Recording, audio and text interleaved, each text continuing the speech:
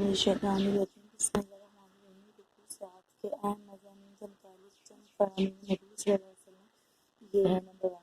حضرت عبداللہ ابن مسعود رضی اللہ عنہ بیان کرتے ہیں کہ رسول اللہ صلی اللہ علیہ وسلم نے فرمایا،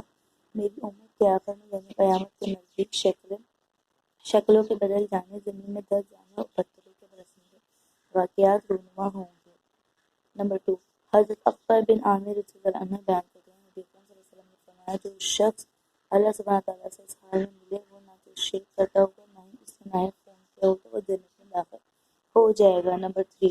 حضرت انس بن مالک رضی اللہ عنہ بیان کرتے ہیں کہ نبی اکرم صلی اللہ علیہ وسلم نے فرمایا، گناہوں میں سب سے بڑا گناہ یہ ہے کہ اللہ کے ساتھ شرک کیا جائے، کسی انسان کا ناحق قتل کیا جائے اور والدین کی نافرمانی کی جائے، جھوٹ بولا جائے۔ نمبر 4، حضرت عبداللہ بن عمر رضی اللہ عنہ سے روایت ہے کہ رسول اللہ صلی اللہ علیہ وسلم نے فرمایا، 3 عادتیں ہلاک کرنے والی ہیں اور 3 عادتیں نجات دلانے والی ہیں۔ 3 عادتیں ہلاک کرنے والی یہ ہیں: انتہائی بخل، خواہش پرستی اور خود پسندی، اور 3 عادتیں نجات دلانے والی یہ ہیں: ظاہر اور پوشیدہ میں اللہ سبحانہ تعالیٰ کی خشیت، تنگ دستی اور خوشحالی میں میان روی، غصہ اور خوشی میں انصاف کرنا۔ نمبر 5، حضرت حذیفہ رضی اللہ عنہ کی روایت ہے کہ نبی اکرم صلی اللہ علیہ وسلم نے فرمایا، ہمیں لوگوں پر 3 چیزوں کی وجہ سے فضیلت ملی۔ حدیث سے کسی قوم میں ہمیں سکہ بنانے کا حکم ملا، پوری زمین ہمارے لیے مسجد بنا دی گئی، اس مٹی کو ہمارے لیے پاکیزگی کا ذریعہ بنا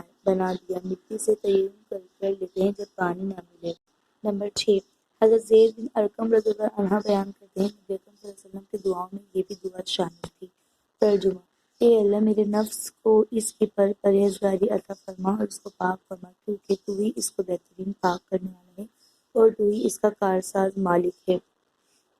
نمبر 7، عبداللہ بن مسعود رضی اللہ عنہ بیان کرتے ہیں، نبی اکرم صلی اللہ علیہ وسلم نے فرمایا، جھوٹ سے بچو، کیونکہ جھوٹ فسق فجور کی طرف لے جاتا ہے اور فسق فجور کا کام جہنم کی آگ کی طرف لے جاتے